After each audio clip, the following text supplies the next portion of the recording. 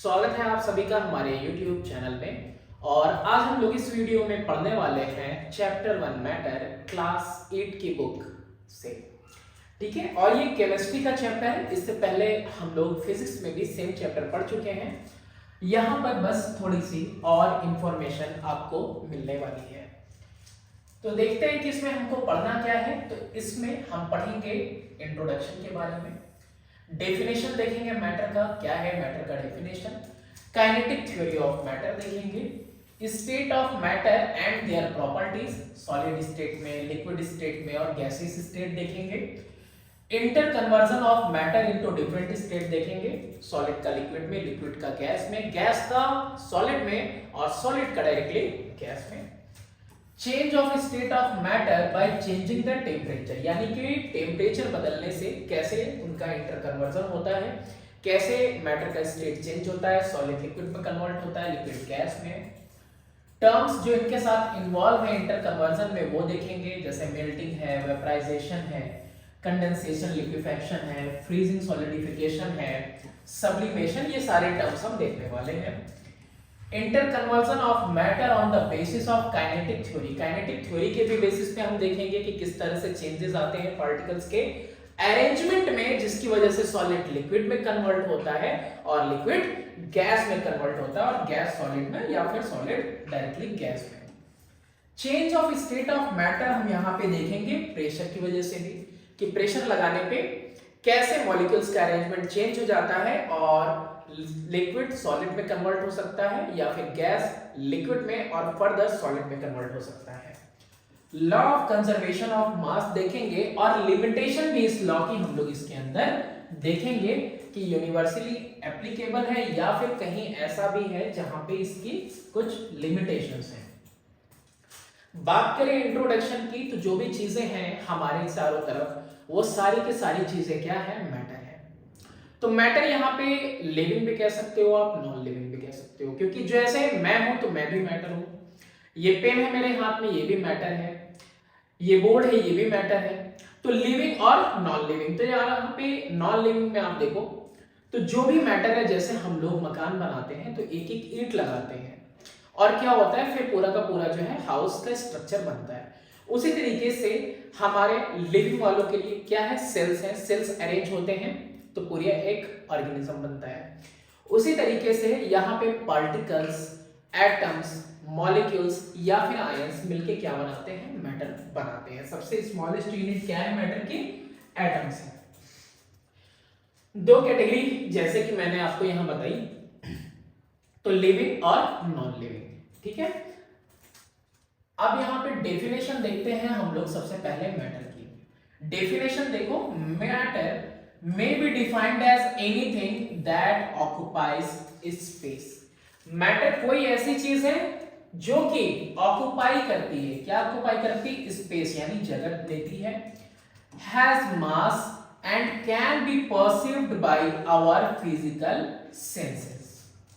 और space occupy करने के साथ साथ उसका कुछ मास भी हो, है ना, quantity of matter present in it, तो वो क्या कहलाता है, मास। तो मास भी हो और साथ ही साथ हम परसीव कर सके अपने फिजिकल सेंसेस के साथ। यहां पे कलर चेंज कर ले रहा हूं मैं, क्योंकि यहां पे हुआ क्या है, थोड़ा सा ऊपर नीचे हो गया है। अब वही बात करो हीट की, साउंड की, लाइट की, तो these are not regarded as matter. तो इनको हम लोग मैटर नहीं मानते। क्यों नहीं मानते भाई, मैटर क्यों नहीं है ये, because they have neither mass nor occupy space. तो ना ही इनके अंदर कोई मास है, ना इनका वजन होता है, ना ये स्पेस ऑक्युपाई करते हैं। ये क्या है, फॉर्म ऑफ एनर्जी है। ठीक है, तो मैटर में यहां पे हम लोग दो देख चुके हैं, एक तो लिविंग मैटर है, एक तो नॉन लिविंग मैटर है। फर्दर आगे की तरफ मूव करते हैं काइनेटिक थ्योरी ऑफ मैटर की तरफ। आखिर ये है क्या काइनेटिक थ्योरी ऑफ मैटर। ये काइनेटिक थ्योरी ऑफ मैटर कहता है कि all matter, solid, liquid and gas is made up of tiny particle called atom or molecule। क्या कह रहा है, कह रहा है कि जितने भी मैटर हैं वो सब के सब एक बेसिक यूनिट से बने हुए हैं। वो बेसिक यूनिट क्या है, या तो एटम है या तो मॉलिक्यूल है। अब यहां पे देखो, ये ऑक्सीजन का एक एटम है। और एटम में भी सब एटॉमिक पार्टिकल होते हैं, प्रोटॉन होता है, न्यूट्रॉन होता है न्यूक्लियस के अंदर, और इलेक्ट्रॉन रिवॉल्व करता है कहां पर, अराउंड द न्यूक्लियस। वही मॉलिक्यूल की बात करो तो यहां पे देखो वाटर का है, वाटर के मॉलिक्यूल में एक ऑक्सीजन का एटम होता है और दो हाइड्रोजन के एटम होते हैं। तो या तो बना होगा एटम से मिलके या फिर बना होगा मॉलिक्यूल से मिलके। The particle of matter are in continuous motion and hence have kinetic energy। अब ये जो पार्टिकल्स होते हैं ना, ये कंटिन्यूअस मोशन में होते हैं। आप कहोगे आपकी सॉलिड में कहां मोशन में होते हैं, तो सॉलिड में भी मोशन में होते हैं, लेकिन सॉलिड में स्पेसिंग कम होती है, बिल्कुल कॉम्पैक्ट स्ट्रक्चर में होते हैं, तो अपनी मीन पोजीशन पे ही वो वाइब्रेट करते हैं। जब आप एनर्जी ऐड कर देंगे तो वो और फ्री टू मूव होंगे, फर्दर एनर्जी ऐड करेंगे। एनर्जी ऐड करना मतलब आप हीट दोगे तो फर्दर इनका मूवमेंट और बढ़ जाएगा और इनके अंदर इतना मोशन आ जाएगा, गैसियस स्टेट में चेंज हो जाएंगे और कहीं भी किसी भी स्पेस को ये ऑक्युपाई कर लेंगे, सारे डायरेक्शन में फ्लो करने के लिए फ्री हो जाएंगे। तो याद रखना कि कंटिन्यूअस मोशन में सब में रहते हैं, लीस्ट, मोर, मोस्ट, लेकिन रहता है इसमें भी। The kinetic energy of the particle increases when heated। ये मैंने अभी बताया कि जैसे जैसे एनर्जी ऐड ऑन करोगे वैसे वैसे काइनेटिक एनर्जी इनका बढ़ता जाएगा। When heat energy is supplied and decreases when cooled, when heat energy is taken out। यानी कि गैस का एटम है, बिल्कुल आजाद है किसी भी डायरेक्शन में फ्लो करने के लिए, लेकिन अगर हम लोग एनर्जी रिमूव कर रहे हैं, हीट एनर्जी, तो अब इसका काइनेटिक एनर्जी धीरे धीरे रिड्यूस होगा तो इनका जो मोशन ज्यादा था वो अब कम हो जाएगा और फिर ये किस स्टेज में आ जाएंगे, लिक्विड में। इनके बीच में इंटर स्पेसिंग भी कम हो जाएगी, फोर्स ऑफ अट्रैक्शन बढ़ जाएगा, इंटर स्पेस जो है दो मॉलिक्यूल के बीच का वो कम हो जाएगा, तो लिक्विड फॉर्म में आ जाएंगे। फर्दर लिक्विड को और आप लिक्विड में से क्या करोगे, एनर्जी रिमूव करोगे, हीट जब इसके अंदर से निकाला जाएगा, हीट इज टेकन आउट, होगा क्या, ये जो स्पेस देख रहे हो इंटर पार्टिकल स्पेस या इंटर मॉलिक्यूलर स्पेस, ये और ज्यादा रिड्यूस हो जाने वाला है और स्ट्रक्चर कैसा हो जाएगा, सॉलिड स्ट्रक्चर हो जाएगा, बिल्कुल कॉम्पैक्ट फॉर्म में। There is force of attraction between the particle of matter। this force between the same kind of particle is cohesive force and between different kinds of particle is called adhesive force। अब यहाँ पे particles जो हैं, इन particles के बीच में solid हो, liquid हो, gas हो, इनके पार्टिकल्स के बीच में क्या होगा, फोर्स ऑफ अट्रैक्शन होगा। सेम काइंड ऑफ पार्टिकल है और उनके बीच में फोर्स ऑफ अट्रैक्शन है, तो कौन सा फोर्स होगा हमारा, कोहेसिव फोर्स होगा। और वही अगर डिफरेंट टाइप ऑफ पार्टिकल है और उनके बीच में जो फोर्स ऑफ अट्रैक्शन है तो वो कैसा होगा, एडहेसिव फोर्स होगा। ये रही हमारी काइनेटिक थ्योरी। अच्छा, जो फोर्स ऑफ अट्रैक्शन, अभी काइनेटिक थ्योरी चल ही रही है, ठीक है, अभी वो पॉइंट था, अभी ये भी सब है कि जो फोर्स ऑफ अट्रैक्शन है between the particles decreases with the increase in the distance between the particle and vice वर्सा। यानी कहने की बात यह है कि दो पार्टिकल्स हैं, अगर इनके बीच में स्पेसिंग आप और ज्यादा बढ़ा देते हो तो स्पेसिंग के बढ़ जाने की वजह से जो इनके बीच में फोर्स ऑफ अट्रैक्शन है, फोर्स ऑफ अट्रैक्शन वो क्या हो जाएगा, आपका यहां पे ज्यादा हो जाएगा और वही फोर्स ऑफ अट्रैक्शन यहां पे कम हो जाएगा। यानी कि डिस्टेंस आप बढ़ाइए इनके बीच में तो force of attraction automatically decrease कर जाएगा एंड वाइस वर्सा, यानी कि डिस्टेंस अगर डिक्रीज करेंगे तो फोर्स ऑफ अट्रैक्शन हमारा इंक्रीज कर जाएगा। यानी फोर्स ऑफ अट्रैक्शन सबसे ज्यादा, उससे कम और सबसे लीस्ट। डिस्टेंस दो पार्टिकल में मिनिमम, ये उससे ज्यादा और ये सबसे ज्यादा। Molecular motion is greatest in gases, less in liquid and the least in solid। तो ये तो बता ही दिया कि ये मोशन, इसमें पार्टिकल्स का जो देख रहे हो यहाँ पे, वो मॉलिक्यूलर मोशन सबसे ज्यादा गैस में, उससे कम लिक्विड में और उससे कम सॉलिड में। The kinetic molecular theory is very useful in explaining or describing the forces between the molecule and the energy that they possess, as well as the effect of the thermal energy, temperature and pressure on the matter। तो ये जो kinetic molecular theory है ये बहुत ही ज्यादा, अभी आप इसका यूजफुलनेस देखोगे। ये जो पॉइंट्स आपने देखे, इनके बीच में इंटरमॉलिक्यूलर फोर्स, इनके बीच में इंटरमॉलिक्यूलर स्पेस और इनके अंदर मोशन, काइनेटिक एनर्जी का होना, ये सारी बातें जो आपने काइनेटिक थ्योरी ऑफ मैटर में सीखी हैं, इन पॉइंट्स को आपको अपने माइंड में सेट करके रखना है।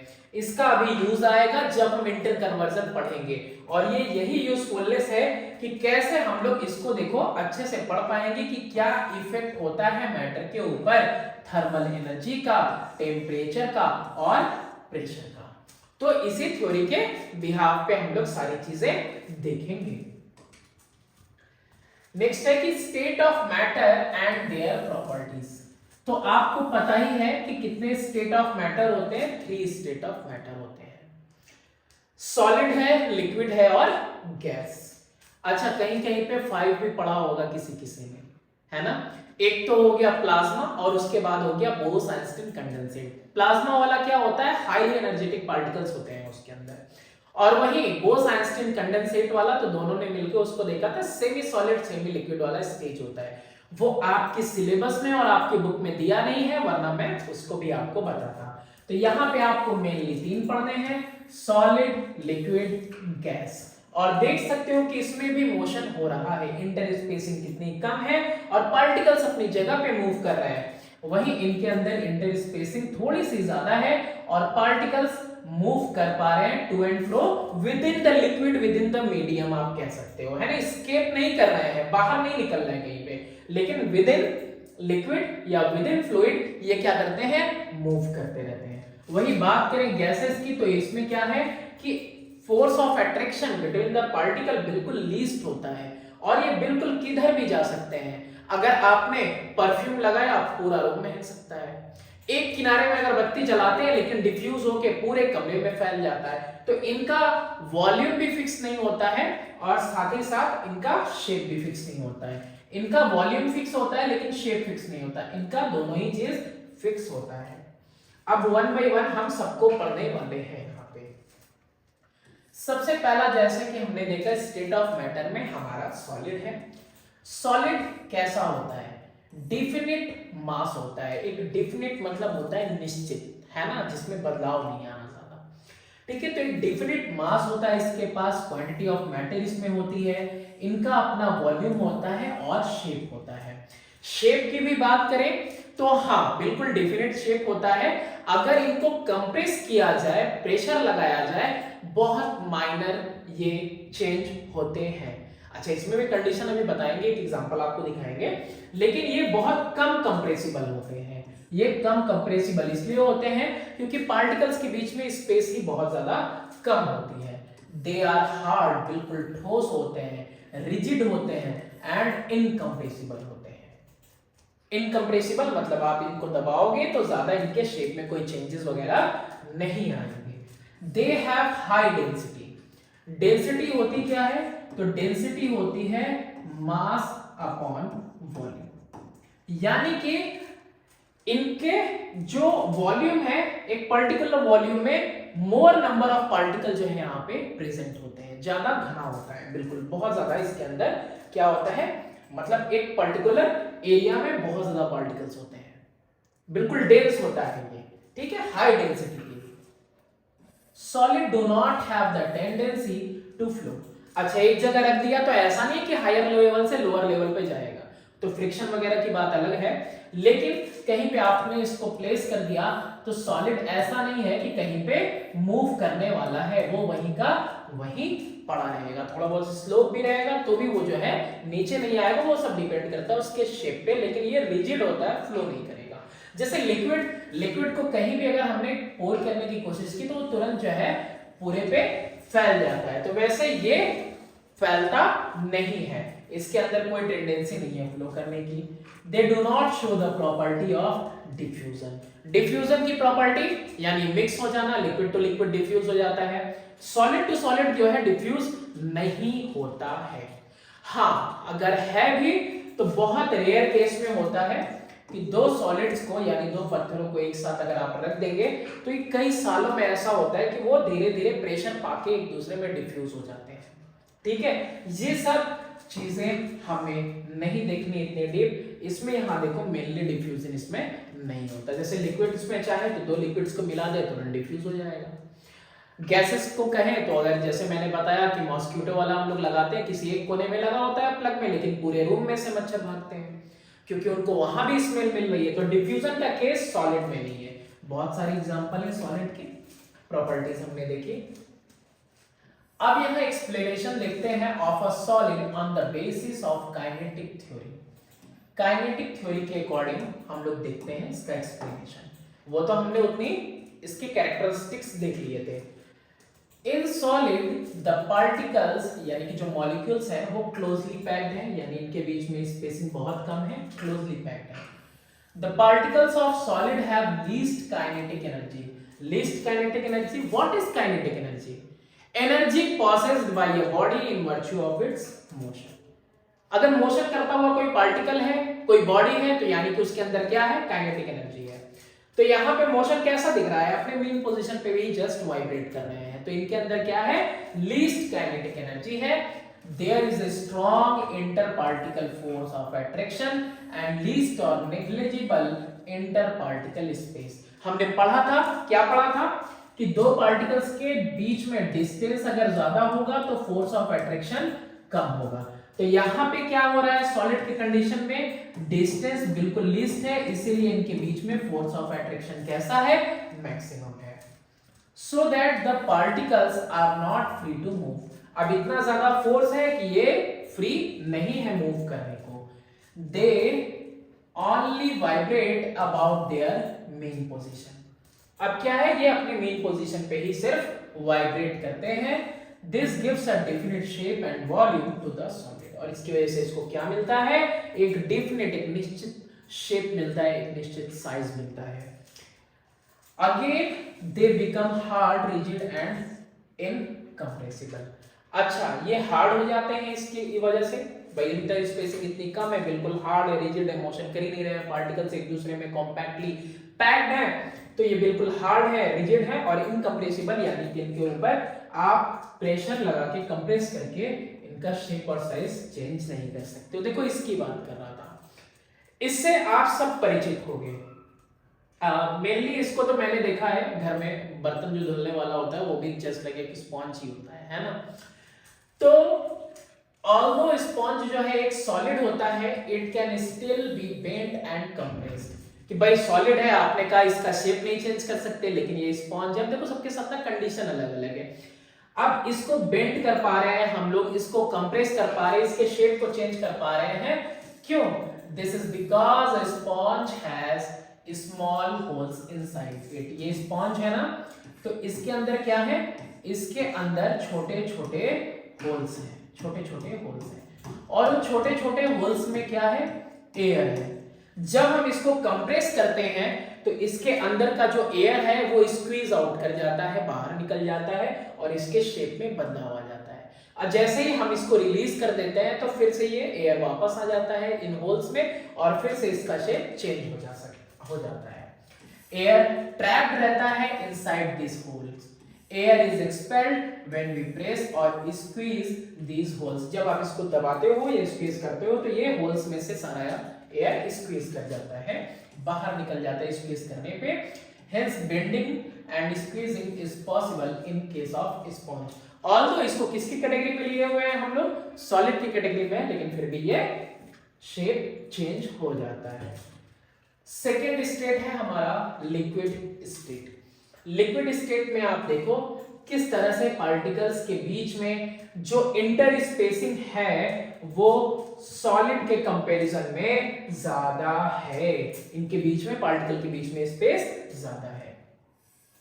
Liquids have definite mass and volume but have no definite shape. भाई कोई इनका निश्चित शेप नहीं होता है।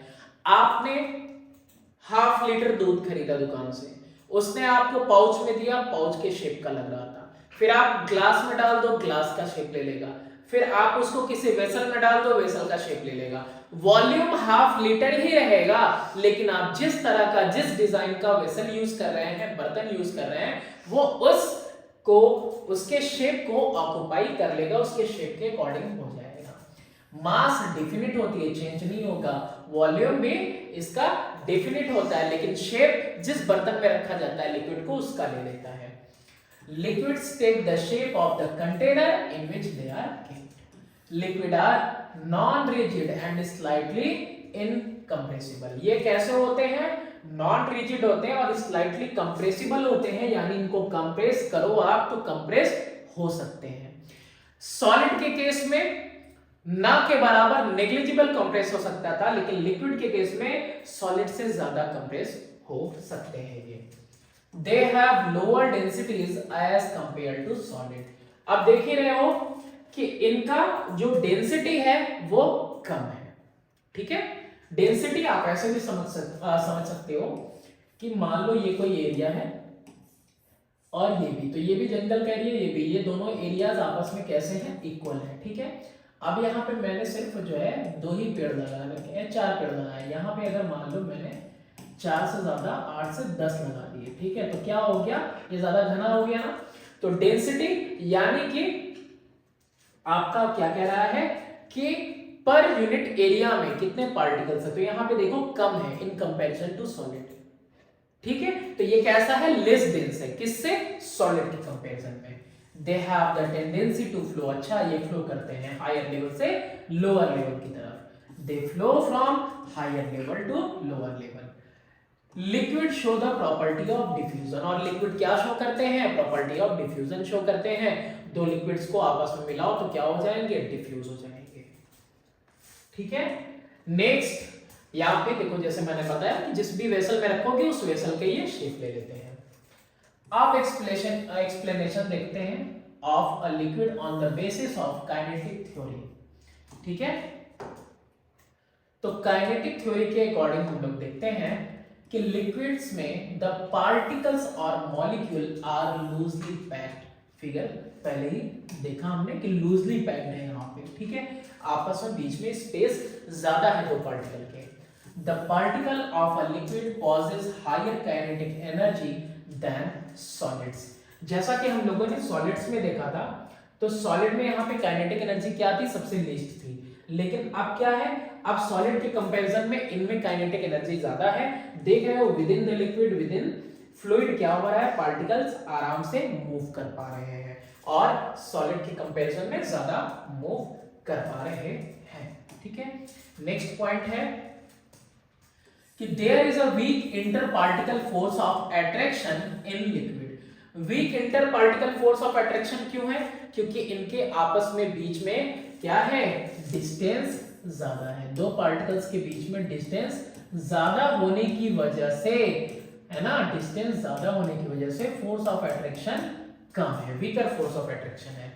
The inter particle space in liquid is more than solid. Solid में तो बिल्कुल कॉम्पैक्ट होता है, तो यहाँ पे उससे ज्यादा स्पेस है। Therefore, the particle are free to move within the liquid. Liquid के अंदर ही पार्टिकल्स क्या होते हैं? To and fro random motion में इधर उधर होते हैं। They do not leave the liquid. अच्छा हाँ, ये तो मैंने बताया था कि ये ऐसा नहीं, ये मोशन में तो है लेकिन सरफेस को जो है लीव नहीं करते, मतलब बाहर नहीं निकलते। Hence, liquids have a definite volume but do not have a definite shape. Shape इनका फिक्स नहीं होता है। शेप तो देख ही रहे हो, जिसमें डाल दिया जिस बर्तन में उसमें। They flow and are slightly compressible. और ये कैसे हैं?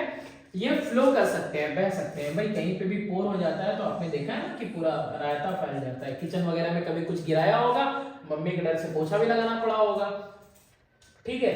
तो यहाँ पे ये स्लाइटली थोड़े बहुत कंप्रेस भी होते हैं और ये फैल जाते हैं। अब बारी आती है गैसेस की। तो गैसेस स्टेट की बात करें तो gases have definite mass but they neither have definite shape nor definite volume. भाई मास तो होता है डेफिनिट, जो उनका मास है, लेकिन वॉल्यूम जो है कभी डेफिनेट नहीं होता है और ना ही उनका शेप डेफिनेट होता है। इसका सबसे बेस्ट एग्जांपल हम ले सकते हैं आपका परफ्यूम का भी, और परफ्यूम के अलावा जो एलपीजी सिलेंडर घर में यूज होता है उसका भी। गैस तो पूरी भरी हुई है, जैसे ही हमने नोजल ओपन किया या फिर स्प्रे किया तो क्या हुआ कि उसका जो वॉल्यूम है बाहर निकलते ही क्या हो गया, चेंज हो गया।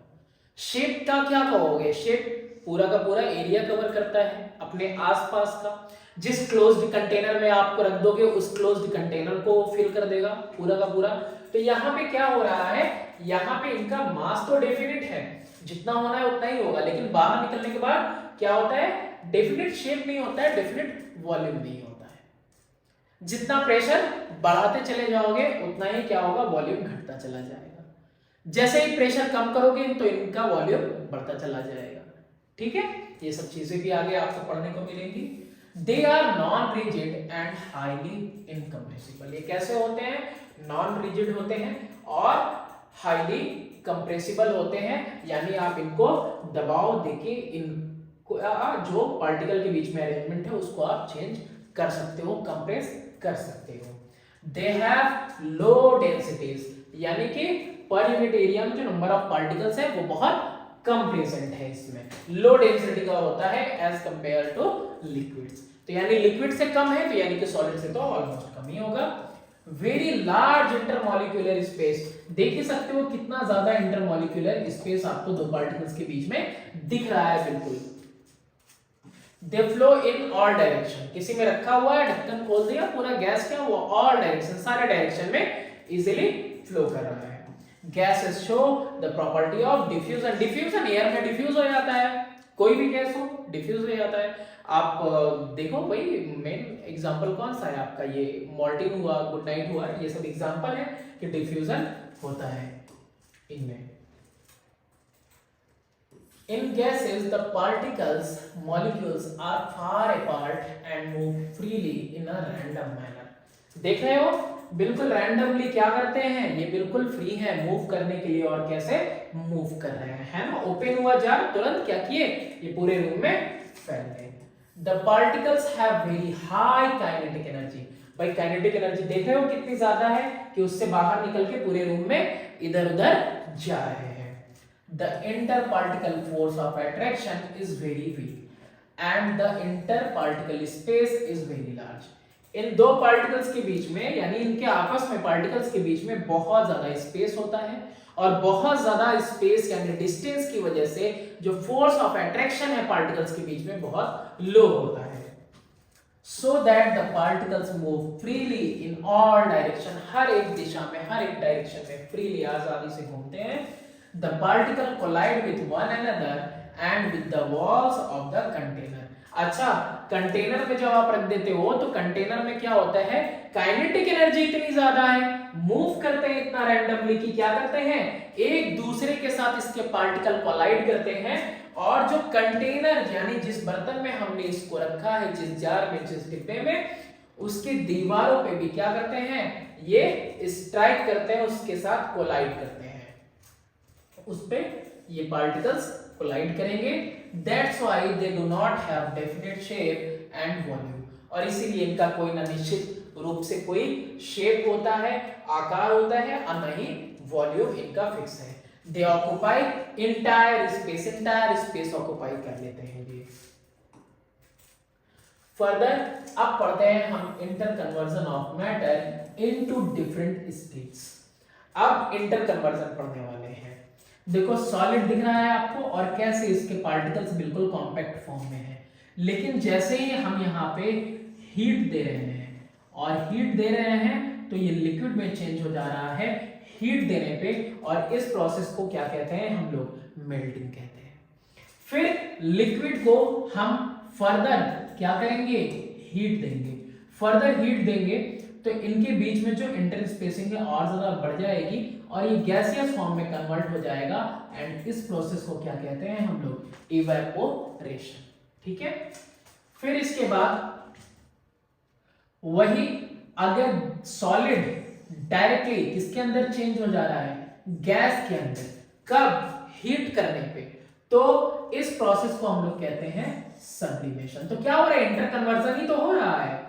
फिर वही गैस अगर डायरेक्टली सॉलिड में चेंज होता है तो उसको कहते हैं डिपोजिशन। वही गैस जिसमें कि हीट एनर्जी ज्यादा है, काइनेटिक एनर्जी पार्टिकल्स में ज्यादा है, तो अगर heat is taken out then what will happen कि ये जो गैस है ये कन्वर्ट हो जाएगा लिक्विड में, इसका जो काइनेटिक एनर्जी है वो रिड्यूस हो जाएगा और ये लिक्विड में कन्वर्ट हो जाएगा and this process is called condensation. Further liquid से भी अगर और ज्यादा हीट हम बाहर निकाल दें तो ये सॉलिड में कन्वर्ट हो जाएगा and this process is called freezing. The phenomena of change of matter from one state to another and back to its original state is known as interconversion of states of matter। तो अब तो आप समझ चुके होंगे कि यानी कि जो स्टेट ऑफ मैटर है सॉलिड लिक्विड गैस, इनका एक से दूसरे में या दूसरे से फिर अपने वाले में कन्वर्ट हो जाना, एक दूसरे में conversion, that is only called interconversion of state of matter. Matter can be changed from one state to another by changing temperature or pressure। तो टेम्परेचर, जो हीट एनर्जी की बात हो रही है टेम्परेचर की, या फिर प्रेशर वाला भी हम आपको इसमें बताएंगे कि प्रेशर से भी कैसे चेंज होता है। प्रेशर लगाओगे तो इनके बीच में स्पेसिंग कम हो जाएगी, ये इस पे आ जाएंगे, इसमें और प्रेशर लगाओगे तो सॉलिड में कन्वर्ट हो जाएंगे। Change of state of matter by changing the temperature. अब देखो इसमें हम आपको बहुत सारी चीजें बता चुके हैं, तो आपको समझना है ये जो ब्लू वाली लाइन है ये कोल्डनेस को आपको दिखाती है और ये जो रेड इंक्रीज करता जा रहा है यानी ये हीट को दिखा रहा है। तो सबसे पहले देखो हमारे साथ साथ एरो को, यहाँ पे आइस है, अब आइस को धीरे धीरे हमने हीट दिया, आइस को हीट देने पे आइस किस में चेंज हो गया, लिक्विड स्टेट में चेंज हो गया और इस प्रोसेस को क्या बोलते हैं, मेल्टिंग। फिर यहाँ पे लिक्विड को हमने हीट दिया फर्दर, दिख रहा है ये वाली एरो देखो, लिक्विड को फर्दर हमने हीट दिया और लिक्विड फिर किस में चेंज हो गया, वेपर में चेंज हो गया and this process is called evaporation. Definition भी यहां से समझ में आ रही होगी आपको। और फिर वही अगर सॉलिड को हमने हीट दिया और सॉलिड डायरेक्टली किस में चेंज हो गया, गैस में, तो this process called sublimation. Gas को अगर गैस से, ये जो गैसियस स्टेट है, कुछ सब्सटेंसेस ऐसे होते हैं जो कि आपके सब्लिमेशन शो करते हैं। सब्लिमेशन यानी कि सॉलिड स्टेट में डायरेक्टली वेपर में चेंज हो जाएगा, वेपर स्टेट में है ठंडा करने पे डायरेक्टली वो कंडेंस करने पे डायरेक्टली सॉलिड में चेंज हो जाएगा। तो gas to solid, solid to gas. अब यहाँ पे इससे अगर हीट इज टेकन आउट, देखो हीट लिया जा रहा है, निकाला जा रहा है, तो अगर आपने हीट बाहर निकाला इससे, ये ब्लू लाइन क्या इंडिकेट करे, कोल्डनेस को, तो अगर आपने हीट बाहर निकाला तो अगेन ये किस में कन्वर्ट हो जाएगा, सॉलिड में and this process is called deposition. और वही अगर गैस से आप हीट रिलीज कर रहे हो, निकाल रहे हो, taken out, then it changes into liquid and this process is called condensation. और वही लिक्विड है और लिक्विड से अगर हीट इज टेकन आउट तो क्या हो जाएगा, ये सॉलिड में कन्वर्ट होगा and this process is called freezing. तो terms involve in the interconversion of matter, कौन कौन से टर्म यहाँ पे इन्वॉल्व है, तो पहला है आपका यहाँ पे मेल्टिंग या फिर फ्यूजन। बात एक ही है, होता क्या है, ये प्रोसेस है of conversion of solid into a liquid on heating is called melting और फ्यूजन। यानी कि आपने क्या किया, इसको हीट प्रोवाइड किया। अब इसको हीट कहां से मिल रही है, इस आइस क्यूब को एनवायरनमेंट में रख दिया गया, तो एनवायरनमेंट से क्या कर रहा है, ये हीट ले रहा है और हीट लेके ये सॉलिड से लिक्विड में कन्वर्ट हो रहा है and this process is called melting. Example ice to water. Melting point क्या होता है, तो देखो ये वो कांस्टेंट टेम्परेचर होता है at which a solid changes into its liquid state is called melting point। ये कौन सा है आपका, ये वो कांस्टेंट टेम्परेचर होता है यानी कि जिस कांस्टेंट टेम्परेचर पे ये बिल्कुल चेंज होने लगता है, यानी कि जब तक पूरा का पूरा आइस चेंज ना हो जाए किसके अंदर, वाटर के अंदर, तो उस टेम्परेचर में अभी चेंज नहीं आएगा टेम्परेचर में, कांस्टेंट रहेगा टेम्परेचर। कब तक? जब तक कि ये पूरा का पूरा बर्फ इसमें कन्वर्ट ना हो जाए। तो एक टेम्परेचर होता है कांस्टेंट, तो दैट इज कॉल्ड, वो भी आगे पढ़ोगे, लेटेंट हीट वगैरह सब आपको पढ़ने को मिलेगा। बॉइलिंग और वेपराइजेशन क्या होता है? तो बॉइलिंग और वेपराइजेशन देखो, the process of conversion of a liquid into gaseous और vapour state on heating is called boiling या वेपराइजेशन। अब यहाँ पे पहले तो ये समझते हैं कि बॉइलिंग और वेपराइजेशन क्या है। इस बॉइलिंग और वेपराइजेशन में हमने क्या किया, इसको हीट दिया, और हीट देने की वजह से क्या हो रहा है, ये लिक्विड से गैसियस स्टेट में चेंज हो रहा है, यानी रूम टेम्परेचर में ये किस में था, लिक्विड स्टेट में। अब हमने फर्दर हीट दिया तो ये गैसियस स्टेट में चेंज हो रहा है, तो इट इज कॉल्ड बॉइलिंग और वेपराइजेशन। इवेपोराइजेशन क्या होता है? देखो इवेपोरेशन जो होता है ना, ये एक अलग टर्म है, अलग इसलिए है थोड़ा सा क्योंकि यहाँ पे क्या होता है, यहाँ पे हीट की जरूरत नहीं होती है। जैसे वाटर की बात करें तो वाटर जो है इवेपोरेट करता है, इवन अंटार्कटिका में भी इवेपोरेट करेगा, ठंडी के मौसम में भी इवेपोरेट करेगा। एग्जांपल अगर देखना है तुम्हें तो तुम जाड़े के मौसम में, ठंडी का मौसम तो अभी बीता ही है, उसमें देखा होगा कि कहीं पानी गिरा हुआ है तो वो थोड़ी देर बाद सूख जाता है, तो दैट इज कॉल्ड इवेपोरेशन। और बॉइलिंग क्या है कि आप क्या कर रहे हो, इसको कांस्टेंट हीट दे रहे हो, हीट देने की वजह से हो रहा है। Example change of water into steam is an example of boiling. Boiling का एग्जांपल वाटर चेंज हो रहा है स्टीम में। अब ये बॉइलिंग पॉइंट क्या होता है, तो ये वो कांस्टेंट होता है, जैसे वहां मेल्टिंग पॉइंट था, एक कांस्टेंट टेम्परेचर पे पूरा का पूरा कन्वर्ट हो रहा था, तो यहाँ पे भी कांस्टेंट टेम्परेचर या फिक्स टेम्परेचर होता है at which a liquid changes into gaseous state is called its boiling point। तो यहाँ पे भी एक टेम्परेचर है, जिस टेम्परेचर पे कांस्टेंट रहेगा जब तक कि पूरा बॉयल ना होने लगे, है ना, पूरा बॉइलिंग होता रहेगा उस टेम्परेचर पे और टेम्परेचर पे चेंज नहीं आएगा, तो that is called its boiling point. At this temperature the pressure of the vapor formed from the liquid becomes equal to the atmospheric pressure। तो यहाँ पे इस टेम्परेचर पे बॉइलिंग पॉइंट पे क्या हो रहा है कि जो प्रेशर है वेपर के अंदर वो इक्वल हो जा रहा है एटमॉस्फेरिक प्रेशर के। अब जैसे ही इसमें और ज्यादा डिफरेंस आएगा तो फौरन ये स्किप करने लगेगा। Different liquids have different boiling point, हर एक लिक्विड का अलग अलग बॉइलिंग पॉइंट होता है, ठीक है। नेक्स्ट है आपका इवेपोरेशन। हाँ, तो देखो process during which a liquid changes into vapour below it's boiling point is called evaporation. अब इसमें क्या है, इवेपोरेशन में बॉइलिंग पॉइंट से नीचे ही, बॉइलिंग पॉइंट पे नहीं आता, बॉइलिंग पॉइंट से नीचे ही क्या करता है, वो वेपर फॉर्म में कन्वर्ट होने लगता है। वाटर की ही बात कर रहे हैं, वाटर भी वैसा है कि वो बॉइलिंग टेम्परेचर से कम पे भी क्या करने लगता है, स्केप करने लगता है, अपर लेयर से पार्टिकल्स स्केप करते हैं, वो सब आप फर्दर क्लास में पढ़ोगे, तो जिसकी वजह से वो धीरे धीरे गायब होता रहता है। और कहीं पे भी पानी वानी गिरा हुआ देखोगे तो 2-4 घंटे में ठंडी के मौसम में भी, वहां ठंडी के मौसम में भी देखोगे कि पानी गायब हो गया, स्केप कर गया, दैट इज इवेपोरेशन। और बॉइलिंग में तो कांस्टेंट हमको हीट देना है, बॉइलिंग टेम्परेचर तक जाएगा तब ये पूरा हटेगा। नेक्स्ट है a substance that remains in the gaseous state under normal condition of room temperature and atmosphere pressure is called a gas। अब देखो अपना जो एटमॉस्फेरिक प्रेशर है, 1 एटमॉस्फेरिक प्रेशर 1013 पास्कल के करीब, 1013 पास्कल। अब और रूम टेम्परेचर वही 25 डिग्री सेल्सियस के करीब।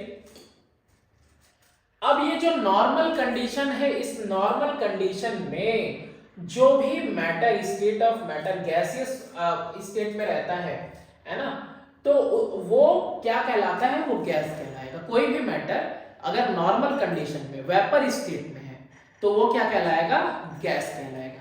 ऐसे नहीं तो अगर हम टेम्परेचर अगर बदले, प्रेशर अगर बदले तो लिक्विड को तो हम गैस में कन्वर्ट कर सकते हैं, लेकिन वो लिक्विड का गैस में कन्वर्ट करना आपका वेपराइजेशन कहलाएगा। सॉलिड को भी गैस में कन्वर्ट करना सब्लिमेशन कहलाएगा। लेकिन यहां बात क्या हो रही है, गैस किसको कहेंगे?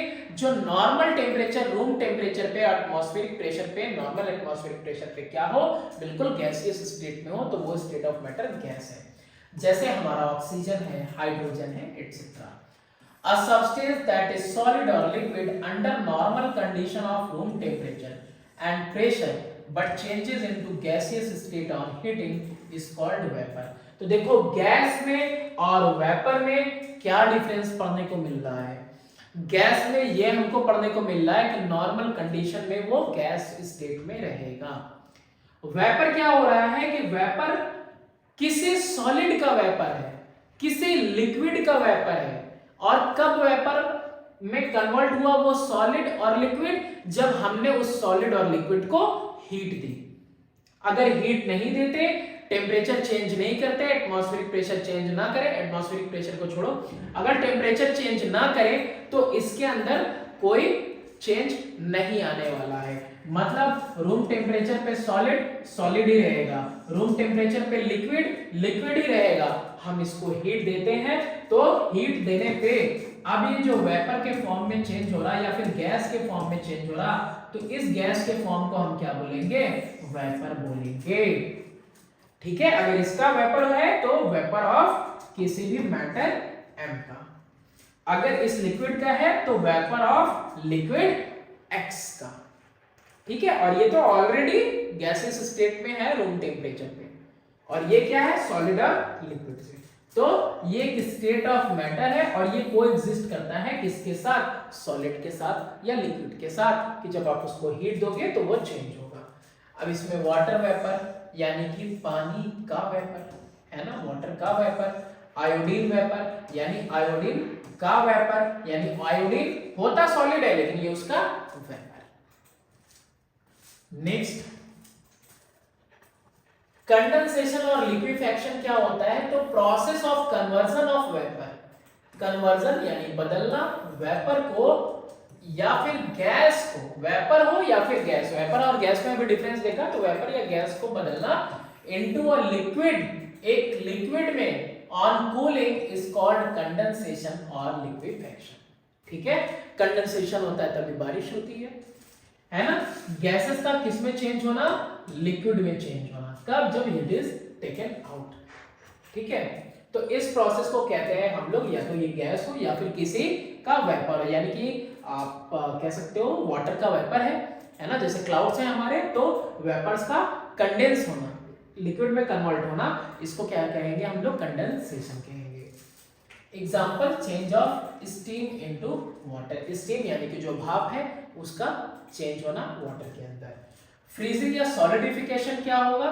तो ये भी एक प्रोसेस है of conversion of liquid, liquid को कन्वर्ट करेंगे into solid state on cooling is called freezing, ठंडा करने में।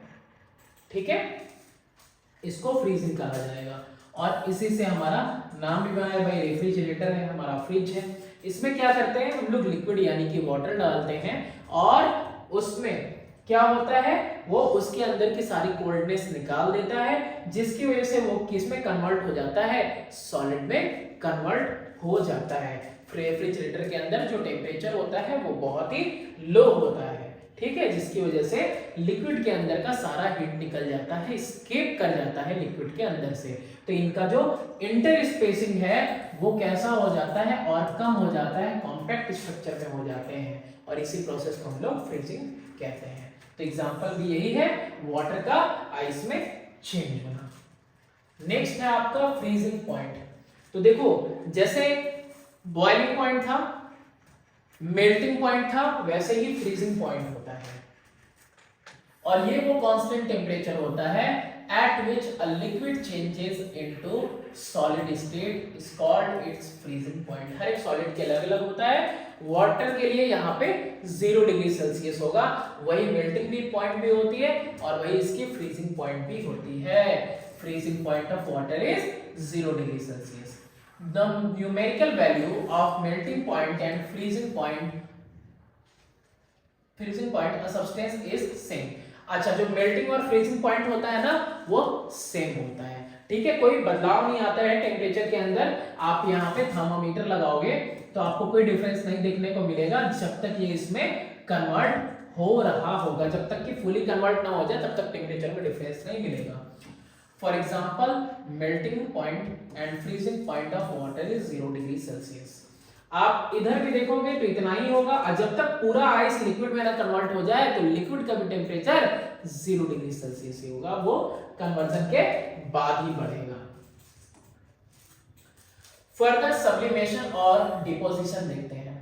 The process of conversion of solid directly into gaseous, यानी सॉलिड का डायरेक्टली किसमें चेंज हो जाना, गैसियस स्टेट में चेंज हो जाना, on heating is called sublimation. यानी सब्लिमेशन में डायरेक्ट वाइस वर्सा होता है, यानी कि सॉलिड टू गैस और गैस टू सॉलिड। एग्जांपल जैसे कुछ सब्सटेंस आयोडीन है, अमोनियम क्लोराइड है, नैप्थलीन बॉल्स है ना, घर में रखा जाता है, कपड़ों के बीच में रखा जाता है, किताबों के बीच में, अलमारी वगैरह में रखा जाता है। तो नैप्थलीन बॉल्स भी देखते हो कि आप सॉलिड बॉल्स रखते हो, लेकिन कुछ दिनों बाद आप देखोगे कि आपको कोई रेसिड्यू उसका नहीं मिलेगा। तो ये सब किस में जाते हैं, undergo sublimation on heating. The process during which a gas directly changes into solid state on cooling is called deposition. अब देखो डिपोजिशन भी पढ़ दो, सब्लिमेशन दोनों के लिए कह सकते हैं बिल्कुल। अब डिपोजिशन क्या है, डिपोजिशन में जैसे कि यहाँ पे हमने क्या लिया हुआ है, अमोनियम क्लोराइड लिया था, इसको हीट किया तो इसके वेपर्स ऊपर उठे, और जो इसके वेपर्स ऊपर उठे तो यहाँ पे हमने कॉटन प्लग लगा के रखा है, दिख रहा है, इसको बंद करके रखा है। तो अब ये इसके दीवारों पे, इसके वॉल्स पे क्या होने लगे, स्टिक होने लगे, चिपकने लगे, स्टिक होने लगे। और इनको जो देखोगे, जो स्टिक हुआ है अमोनियम क्लोराइड, यहाँ पे हीट किया तो वेपर में कन्वर्ट हुआ, और वेपर डायरेक्टली किसमें चेंज हो गया, यहाँ पे वॉल्स पे, वॉल से चिपक के सॉलिड में कन्वर्ट हो जा रहा है। तो ये जो इसके ऊपर लगा ऐसे जाके वो डिपोजिशन कहलाएगा। डिपोजिशन में सबसे अच्छा एग्जांपल है किचन वगैरह, जहां पे खाना वाना बनता रहता है, वहां पे क्या होता है, आसपास पूरा काला काला सूट आपको दिखाई देगा, black suit, unburned particle of carbon, है ना, कार्बन की वजह से। तो वो भी क्या है, एक तरह का डिपोजिशन ही है आपका। अब इंटर कन्वर्जन देखेंगे of matter on the basis of kinetic theory, kinetic theory के बेस पे। ऑलमोस्ट हमने सब पढ़ लिया है, अब यहां सिर्फ पार्टिकल टू पार्टिकल वाला डिस्कस करना है, काइनेटिक एनर्जी की बात करनी है, इंटरमॉलिक्यूलर स्पेस की बात करनी है, और इंटरमॉलिक्यूलर फोर्स ऑफ अट्रैक्शन की भी बात करनी है। तो देखो मेल्टिंग, मेल्टिंग में क्या हो रहा, on heating solid temperature rises and the following changes in particle take place. जब हम हीट करते हैं किसी भी सॉलिड को तो टेम्परेचर हम राइज करता है उसका, और उसमें बदलाव आएगा। क्या बदलाव आएगा, particle gain energy and store it as potential energy. अब पार्टिकल्स, इसके अंदर जो पार्टिकल्स है, सॉरी यहाँ पे है ही, देख लो सॉलिड्स में जो पार्टिकल है, अब ये एनर्जी इनके अंदर एज पोटेंशियल एनर्जी स्टोर होगी। इंटर पार्टिकल अट्रैक्शन जो है इनका डिक्रीज करेगा, और इंटर स्पेसिंग दो पार्टिकल के बीच में इंक्रीज करेगी, फोर्स डिक्रीज करेगा। किसकी वजह से, एक्सेस टेम्परेचर देने की वजह से पोटेंशियल एनर्जी इसमें स्टोर होगा, और पोटेंशियल एनर्जी धीरे धीरे इनकी काइनेटिक एनर्जी को बढ़ाएगा, यानी पोटेंशियल काइनेटिक में कन्वर्ट होगा। पार्टिकल जो मीन पोजीशन पे वाइब्रेट कर रहे थे वो थोड़ा सा और टू एंड फ्रो वाइब्रेट करेंगे, और फिर ये पार्टिकल्स का अरेंजमेंट ही बदल जाएगा, जिसकी वजह से स्टेट ऑफ मैटर बदल जाएगा, और सॉलिड लिक्विड में देखो कन्वर्ट हो गया। ठीक है, particle become free at melting point. Melting point पे क्या हो जाएगा, पार्टिकल बिल्कुल फ्री हो जाएंगे, मूवमेंट इनका कैसा हो जाएगा, जो एनर्जी धीरे धीरे स्टोर हो रही थी एज पोटेंशियल एनर्जी, अब वो क्या हो जाएगा, काइनेटिक में कन्वर्ट हो जाएगा। अब इनके अंदर थोड़ी सी मोशन ज्यादा आ जाएगा। ठीक है, वेपराइजेशन में देखते हैं, ऑन हीटिंग लिक्विड्स, जब लिक्विड को हीट किया जाएगा, टेम्परेचर राइजेस। भाई किसी भी चीज को हीट करोगे उसका टेम्परेचर तो राइज करना ही है, and temperature is nothing but measure of kinetic energy. ठीक है,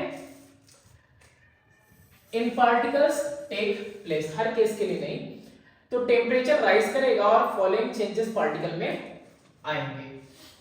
particle gain energy and store it as a potential energy. अब लिक्विड को क्या मिल रहा है, आज देखो ये ब्लू कलर कोल्डनेस को दिखाता है, ये रेड कलर हीट को। तो अब जैसे जैसे हीट इंक्रीज करती जा रही है, हमने फर्दर हीट देना शुरू किया, तो अभी ये क्या कर रहा है, हीट गेन कर रहा है, गेन कर रहा है एज पोटेंशियल एनर्जी। ये क्या करेगा, गेन करेगा, एब्जॉर्ब करता रहेगा, लेकिन धीरे धीरे क्या होगा, एक्सेस होगा, एक्सेस होगा तो पोटेंशियल एनर्जी फिर काइनेटिक एनर्जी में कन्वर्ट हो जाएगा। यानी जो पार्टिकल्स धीरे धीरे गेन कर रहे थे, तो वो जैसे ही अपने ये बॉइलिंग पॉइंट पे जाएंगे, तो बॉइलिंग पॉइंट पे जाने में क्या होगा, फिर ये वेपर में कन्वर्ट होने लगेंगे, वेपराइज होने लगेंगे। यानी कि इनका जो पोटेंशियल एनर्जी काइनेटिक में कन्वर्ट होगा, इंटर स्पेसिंग बढ़ जाएगी, दो पार्टिकल के बीच में स्पेस बढ़ेगा, फोर्स ऑफ अट्रैक्शन और लो हो जाएगा, पार्टिकल्स और फ्री हो जाएंगे मूव करने के लिए, और लिक्विड किस में चेंज हो जाएगा, गैस में, वेपर में चेंज हो जाएगा। इंटर पार्टिकल अट्रैक्शन डिक्रीज करेगा, लार्ज एक्सटेंट तक बहुत ज्यादा कम हो जाएगा, और इंटर पार्टिकल स्पेस बढ़ता चला जाएगा, उनका मोशन बढ़ता चला जाएगा। और मोशन के लिए क्या होगा, स्पेस आपको चाहिए। आप खुद भी देखो, अगर कोई एक रूम है और रूम में कई सारे लोग हैं और सब एक दूसरे के बगल में खड़े हुए, ठीक है, तो अभी कुछ देर तक, अभी मानो 2-4 दिन पहले, फिर धीरे धीरे और लोग आने लगे, और लोग आने लगे, है ना। अब तुमको धीरे धीरे गर्मी लगेगी, तो पहले तो तुम ऐसे थे ही ठंडी में, लेकिन थोड़ी गर्मी लगती तो होता है ना, भाई थोड़ा उधर चल, भाई थोड़ा उधर चल, फिर उसके बाद और ज्यादा लगेगी, तो हाँ और ज्यादा फैलने के लिए जगह चाहिए, है ना, फिर मूवमेंट करता है आदमी। वैसे ही पार्टिकल्स में क्या हो रहा है, पार्टिकल्स में देखो पहले ये बिल्कुल कॉम्पैक्ट थे, फिर और हीट दी गई तो भाई मोशन के लिए जगह चाहिए इनको, फिर और ज्यादा हीट दी गई तो क्या हुआ, इनका मोशन और ज्यादा बढ़ गया, एक दूसरे के साथ कोलाइड करने लगे, एक दूसरे से दूर भी जाने लगे। Particles become free at boiling point, boiling point पे पहुंचता है तो पार्टिकल बिल्कुल फ्री हो जाते हैं, पोटेंशियल एनर्जी चेंज हो जाता है काइनेटिक एनर्जी में, और पार्टिकल्स रैंडमली मोशन में हो जाते हैं। नेक्स्ट है आपका कंडेंसेशन और लिक्विफैक्शन। अब इसमें क्या हो रहा है, कंडेंसेशन या लिक्विफैक्शन में, यानी कि वेपर का लिक्विड में कन्वर्ट होना। ऑन कूलिंग गैसेस, गैसेस को जब आप कूल करोगे, ठंडा करोगे, the temperature falls and the following changes in the particle take place। अब टेम्परेचर फॉल कर रहा है, अगर हीट एनर्जी बढ़ा दे रही है काइनेटिक एनर्जी को, उनके अंदर मोशन ला रही है, तो वही कोल्डनेस क्या करेगा, उनके मोशन को सीज करेगा, उनकी काइनेटिक एनर्जी को डिक्रीज करेगा, उनकी काइनेटिक एनर्जी को रिड्यूस करेगा। Particle lose energy as the stored potential energy in them is released as heat energy। अब जो उनके अंदर एनर्जी थी ना, वो एनर्जी क्या हो रही है, वो अब एस्केप कर रही है, क्योंकि हीट इज टेकन आउट। तो जब आप हीट निकाल दे रहे हो, उनमें से निकल जा रहा है मैटर से, तो इंटर पार्टिकल अट्रैक्शन इंक्रीज कर रहा है। क्यों इंक्रीज कर रहा है, क्योंकि अब जो दूर दूर तक मोशन में थे, अब वो क्या कर रहे हैं, मोशन रिड्यूस कर रहा है। अब पार्टिकल्स एक दूसरे के करीब आ रहे हैं, और देखो लिक्विड का शेप ले रहा है। Inter particle space decreases to a greater extent. एक अच्छा खासा क्या होता है, डिक्रीज आता है किसके अंदर, इंटर स्पेसिंग के अंदर, और डिक्रीज आ गया इंटर स्पेसिंग के अंदर, पार्टिकल्स करीब आ गए, फोर्स ऑफ अट्रैक्शन बढ़ जाएगा। The movement of particle decreases at liquefaction point। अब मूवमेंट कम हो गया, मूव तो अभी भी करेंगे, लिक्विड में है, but with in the liquid, within the fluid रहेंगे, स्केप नहीं करेंगे, और गैसेस में होता क्या, स्केप कर जाते हैं। नेक्स्ट है फ्रीजिंग या फिर सॉलिडिफिकेशन में क्या होता है। ऑन कूलिंग लिक्विड्स, जब लिक्विड को ठंडा करते हैं, the temperature falls and the following changes in particle take place. वही पीछे वाला डायग्राम अभी दिखाता हूं आपको। Particle lose energy as the stored potential energy in them is released in the form of heat energy. अब जो उनको एनर्जी और इनके अंदर बची हुई थी, वो भी एनर्जी क्या हो गई, खत्म हो गई, है ना, रिलीज हो गई, एस्केप कर दी गई, बाहर निकाल दी गई, रिमूव कर दी गई वो एनर्जी। तो फर्दर इनके अंदर जो भी पोटेंशियल एनर्जी था, जो भी इनके अंदर मोशन था, और फर्दर एनर्जी आपने क्या की, रिमूव कर दी। अब इनके बीच में स्पेसिंग और कम हो जाएगी, स्पेसिंग कम होगी, और जो ये स्पेसिंग की बात कर रहा हूं, और फोर्स इंक्रीज करेगा, इंटर पार्टिकल स्पेसिंग कम होने की वजह से, और ये कैसे हो जाएंगे, कॉम्पैक्ट फॉर्म में हो जाएंगे। लिक्विड से किस में चेंज हो जाएगा, सॉलिड में चेंज हो जाएगा। ठीक है, वही बात यहाँ है कि अट्रैक्शन इंक्रीज कर जाएगा, ज्यादा करीब आ जाएंगे पार्टिकल एक दूसरे के, और पार्टिकल अब मूव नहीं करेंगे अपने पोजीशन से, और कहां पे, फ्रीजिंग पॉइंट पे। और इस फ्रीजिंग पॉइंट पे आने के बाद पार्टिकल्स कैसे हो गए, कॉम्पैक्ट हो गए, वाइब्रेशन है भी, मूवमेंट है भी, तो अपनी ही जगह पे। सब्लिमेशन, सब्लिमेशन हमने पढ़ लिया। और सब्लिमेशन क्या है, change of state of matter में सॉलिड का डायरेक्टली गैस में कन्वर्ट हो जाना, या फिर गैस का डायरेक्टली सॉलिड में कन्वर्ट हो जाना, and vice versa. On heating a sublimable solid the following changes in the particle take place. जब एक सब्लिमेबल सॉलिड, अब क्या हर एक चीज को तो करोगे तो सब्लिमेशन तो दिखाएगा नहीं, है ना। आप कोई रॉक ले लो, अब रॉक को गर्म करो तो रॉक क्या कोई पत्थर, कोई चट्टान थोड़ी ना दिखाएगा आपको सब्लिमेशन।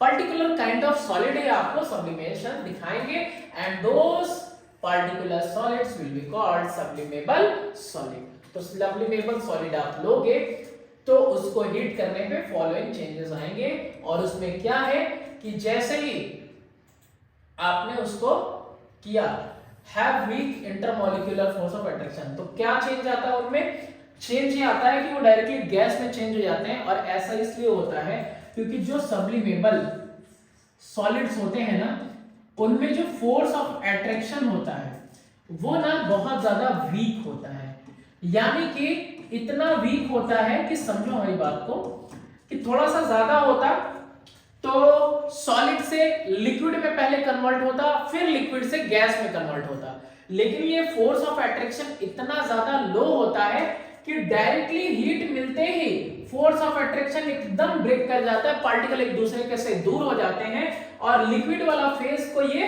एस्केप कर जाता है। किसको, ये लिक्विड वाले फेज को एस्केप कर जाता है। डायरेक्टली गैस किस में चेंज हो जाता है, डायरेक्टली गैस सॉलिड में चेंज हो जाएगा, या फिर सॉलिड गैस में चेंज हो जाएगा हीट करने पे, और ये कूल करने पे। ठीक है, तो ये आपका ऐसे सॉलिड्स का खुद का प्रॉपर्टी होता है, कैरेक्टरिस्टिक्स होते हैं।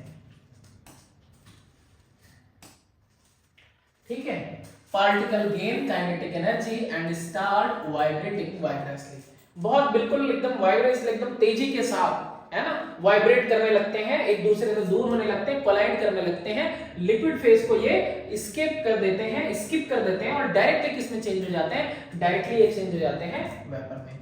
Interparticle attraction is overcome, so the molecule become free and escape from the surface of the solid as vapor. तो डायरेक्टली जो है वेपर में कन्वर्ट होने लगते हैं।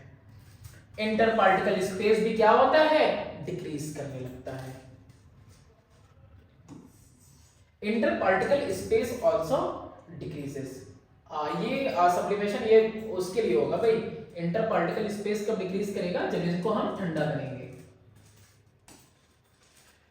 नेक्स्ट है change of state of matter by changing the pressure. देखो ये मैं आपको शुरू में बता रहा था, इस डायग्राम को एकदम अच्छे से देखो आप। ये जो जीआईएफ मैंने यूज किया है, इसमें देखो कि कैसे गैस के पार्टिकल हैं, हम धीरे धीरे प्रेशराइज कर रहे हैं तो लिक्विड में कन्वर्ट हो रहे हैं, फिर सॉलिड में।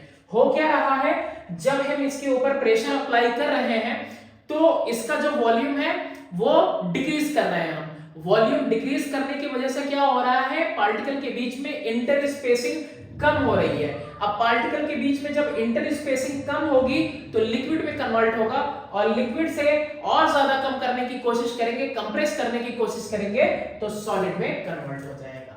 अब gas changes into liquid, gas किस में बदलेगा, लिक्विड में, बाय अप्लाइंग हाई प्रेशर लगाने पे and lowering its temperature lower भी करना होगा, we get liquid gas like liquid oxygen, liquid hydrogen by this method. और ये रहा आपके सामने मेथड। और ये सब मेथड को छोड़ो, आप देखो अपने घर का एलपीजी सिलेंडर, उसमें क्या है, लिक्विफाइड पेट्रोलियम गैस है, और कैसा है, उसको प्रेशर के साथ भरा गया है। और जो नोजल ओपन करते हो आप, रेगुलेटर ओपन करते हो, तो जैसे ही आप ओपन करते हो आप प्रेशर रिलीज करते हो, और जैसे ही आपने प्रेशर रिलीज किया, कम किया, उसी नोजल से बाहर निकलने लगती है गैस। द कुकिंग गैस, अच्छा इन सिलेंडर वो प्रेजेंट होती है लिक्विड गैस में हाई प्रेशर पे, है ना। On opening the valve of regulator pressure decrease हो जाता है और एलपीजी गैस बाहर आ जाती है, लिक्विड से डायरेक्टली कन्वर्ट हो जाता है। लॉ ऑफ कंजर्वेशन ऑफ मास, अब ये देखते हैं भाई क्या है। इन 1789 एक फ्रेंच केमिस्ट थे जिनका नाम था एंटोइन लेवोसियर। इन्होंने लॉ दिया था, law of conservation of mass. Law of conservation of mass ये कहता है कि mass can neither be created nor be destroyed. ठीक है, according to this law mass can neither be created nor destroyed during a physical और chemical change. कोई physical या chemical change आप करेंगे तो ऐसे रिएक्शंस वगैरह में कभी भी मास में कोई चेंज नहीं आएगा। मतलब कहने का ये है कि ये जो हमारा रिएक्टेंट है, क्या है ये जो रिएक्शन में पार्ट ले रहा है, दैट इज कॉल्ड रिएक्टेंट। अगर ये रिएक्टेंट हमारा 2 ग्राम है तो ये जो हमको प्रोडक्ट मिला है ना, इनमें चेंज तो आया केमिकल रिएक्शन के बाद, लेकिन जो प्रोडक्ट आएगा प्रोडक्ट का मास भी 2 ग्राम्स ही होगा। या फिर हमने यहाँ पे 2 को कंबाइन किया और ये 2 ग्राम्स है और ये भी 2 ग्राम्स, तो जो कंबाइन होके मास निकलेगा वो टोटल कितना आएगा 4 ग्राम। यानी कि किसी भी केमिकल या फिर फिजिकल रिएक्शन में क्या होगा, मास हमेशा कंजर्व रहेगा। In a chemical reaction the total mass of the reactant is equal to the total mass of product. ठीक है, during a physical change also the mass remain conserved। यानी कि फिजिकल चेंज जब आता है, जैसे कि आइस का वाटर में चेंज का होना, वाटर का वेपर में चेंज होना, तो यहाँ पे जो वाटर ऑब्टेन होगा ना आफ्टर मेल्टिंग ऑफ आइस, ये भी तुम देखोगे कि उसका मास इक्वल रहेगा। अब आते हैं यहाँ पे इसकी लिमिटेशन के बारे में। लिमिटेशन क्या कह रहा है, लिमिटेशन ये कह रहा है, देखो ये आइंस्टीन की थ्योरी थी और यहाँ पे this law does not hold good for those reactions in which the conversion of an appreciable amount of mass into huge amount of energy is involved। E is equal to mc square के लिए नहीं change होता। ये हम लोग nuclear reaction वगैरह में class 10th में रेडियो एक्टिविटी में आप इससे परिचित होंगे।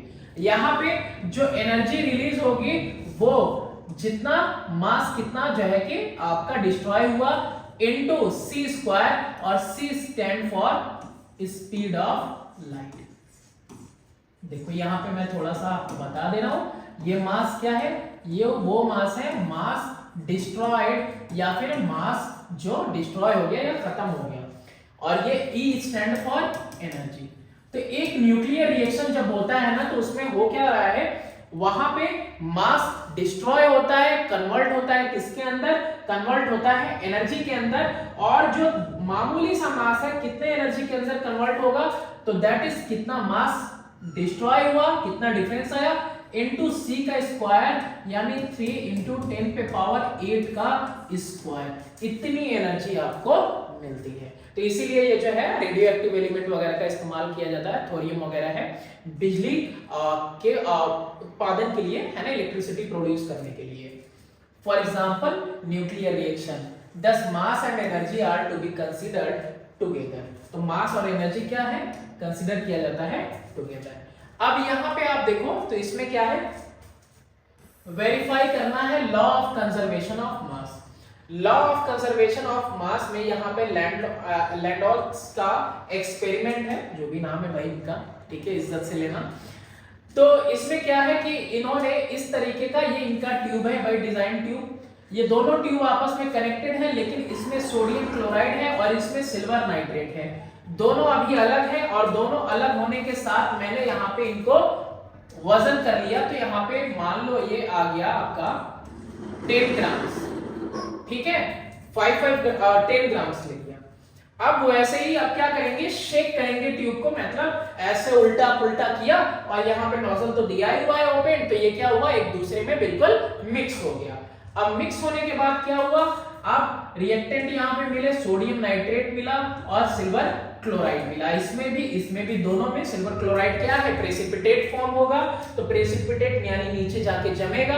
अब क्या किया मैंने, अगेन इसका वजन किया, और अगेन इसका वजन क्या आएगा मेरा, 10 ग्राम ही आएगा। तो मास यहाँ पे क्या हो रही है, मास बिल्कुल कंजर्व रह रही है।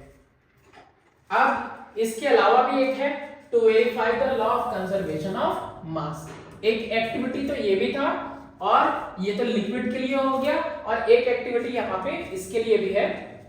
इस केस में भी देखो, इस केस में क्या कर रहे हैं हम, यहां पे जो वैल्यू है वो मैं आपको मेंशन कर रहा हूं, यहां पे वैल्यू है आपकी 300.23 ग्राम्स, और यहां पे भी 300.23 ग्राम्स। अब इसके लिए भी क्या करना है हमको, यहां पे इसने बीकर ले रखा है, यहां पे ये क्लोज्ड है, और बीकर के अंदर यहां पे ये जो टेस्ट ट्यूब है, इस टेस्ट ट्यूब के अंदर सोडियम सल्फेट का सॉल्यूशन है, और वही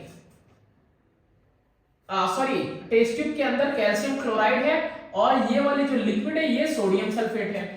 अब हम इन दोनों को, ये आपका बीकर के अंदर ये आपका टेस्ट ट्यूब, और दोनों में अलग अलग सब्सटेंस हमने लिए हैं, इसको हमने वजन कर लिया 300.23 ग्राम्स आ गया। अब इसके बाद हम क्या करेंगे, दोनों को बिल्कुल ऐसा शेक करेंगे, ये ओपन रहेगा। अब पूरा मैंने इसको शेक कर दिया, शेक करने के बाद क्या हुआ, दोनों अच्छी तरह से एक दूसरे के साथ मिक्स हो गए, और मिक्स होने के बाद कैल्शियम सल्फेट और सोडियम क्लोराइड सॉल्यूशन यहाँ पे हमको मिल गया। सोडियम क्लोराइड जो है यहाँ पे, ये कैल्शियम सल्फेट का हमको प्रेसिपिटेट मिलेगा, प्रेसिपिटेट यानी कि वो नीचे आके जमेगा थोड़ा सा, और सोडियम क्लोराइड का सॉल्यूशन यहाँ पे हमको मिल गया। अब ये दोनों तो हमारा ये था क्या, ये हमारे रिएक्टेंट थे, ये क्या है, अब ये हमारा प्रोडक्ट है। अब ये रिएक्टेंट और ये प्रोडक्ट, यानी हमने कुछ और लिया था और रिजल्ट में अब कुछ और मिला, एक केमिकल रिएक्शन हुआ इनके बीच में। जब केमिकल रिएक्शन हो गया इनके बीच में, हमने अगेन इनको वेट करने के लिए रखा। जब वेट करने के लिए हमने रखा, हम अगेन देख रहे हैं कि इनका वजन कितना आया, 300.23 ग्राम से आया। यानी कि ये दोनों ही एक्सपेरिमेंट क्या प्रूव करते हैं, दोनों ही एक्सपेरिमेंट ये प्रूव करते हैं आपको कि ये जो आपका मास है वो किसी भी केमिकल या फिजिकल रिएक्शन में बिल्कुल कंजर्व रहता है। Thanks for watching, do subscribe and share my channel.